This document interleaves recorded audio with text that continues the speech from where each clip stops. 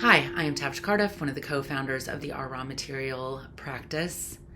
It is Emotion Week, and we're going to start talking about what is the appropriate time and place for our emotions. How often have you been told in your life this, wherever you are, isn't the appropriate place? And to a degree and to a point, I can agree. But when we really look at what is appropriate for human creative development, for us not getting things stuck in our bodies, when we're young, we are allowed the time and space, if we're lucky, to say how we feel or figure out how we feel, acknowledge how we feel, again, if we know what that is. And as adults, especially people in my age range and beyond, we were not so much generally afforded the ability to understand how we feel. So we are the ones that say things like, this is not the time or place for how you feel or for your emotions, or even identifying us, our individual feelings, as something that is trivial or inconsequential. It might be in relation to everything. And I mean, it is, but also it is incredibly important to how we move through life and how we handle the things that we come up against, our own ignorance, the conflict that we deal with in our lives, and then how we hold ourselves in wholeness when we also sit in judgment of ourselves at the same time. And by extension, our children, our friends, the people around us, our teachers, our mentors, you name it, we judge it. So the feelings that reverberate from every single one of those judgments are swirling around us all the time, which is why we put the emotional pillars in the space that we call the ocean. We need to learn to surf, regardless of the time and place, in our ever-shifting up and down feelings. And there may be a moment where you've got to take something in that you're not prepared to take in.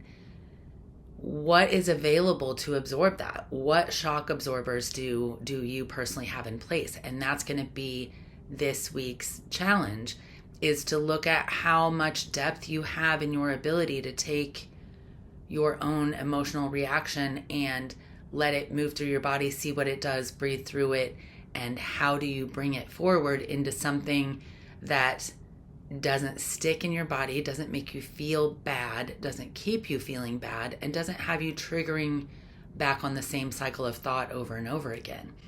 Because when we don't deal with our emotions, when we don't learn to surf in that ocean of ever-changing feelings, we find ourselves searching for air and not able to breathe, drowning, if you will, in the things that don't keep us afloat.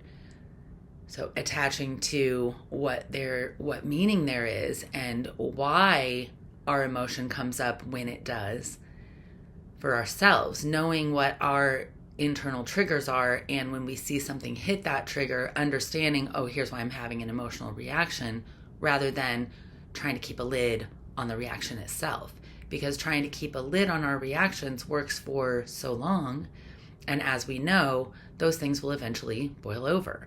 And we are in the habit of letting an emotion build to the point where it eventually boils over, and we say, well, I've dealt with this for so long, I've sat on it for so long, and now it finally just erupted. What if we never erupted? What if we learned how to ride this wave of ever-changing, ongoing feeling? Because I want it to resonate as something that is part of our everyday lives. It's part of what we go through. And if we can spend the time breathing and clearing where those things get stuck in us, change our judgment, change our expectation, just ever so slightly, so that we are able to take in a little deeper breath, clear the spaces that are tense, and find steady surfing space, even though we're recognizing what our feelings are in real time. That would be the ideal goal. As we surf through the music of Emotion Week, let songs, let your own body, let your feelings flow freely in this big ocean of what is, and just get to know your own raw material within how you feel. Maybe you come up with some cool stuff, maybe you don't. My advice is just find a way to not let yourself sink into the depths of these emotions, which is easy for us to do because we've practiced it. Find the ways to keep yourself afloat.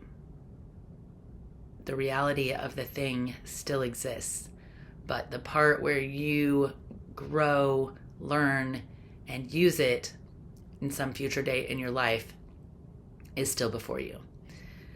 I feel like I am constantly in ever-changing flux with how I feel, but since I understand my core triggers, the things that ultimately bother me, and really there are only a few, but as soon as anything hits that line, vibrationally, I'm on guard, I'm defensive. And when I recognize that just in my breath or lack of breath, I start to see, oh, look at me getting triggered a little bit. And it makes it easy to breathe, clear the space, continue to surf. I'm repeating myself just a little bit because I think it's important for us to understand the repetitiveness of these waves, that these feelings come and go. They come away from us, they come towards us, and if we just learn to ride it, understanding what it means to us and for us, breathing all the while, we find ourselves in the most creative, active, participating space that we can be within our ever-changing, ongoing feelings. I'll be back next week to talk about listening, which takes us into the spiritual realm of the things that we tell ourselves, or that we hear, or that we take in. See you next week.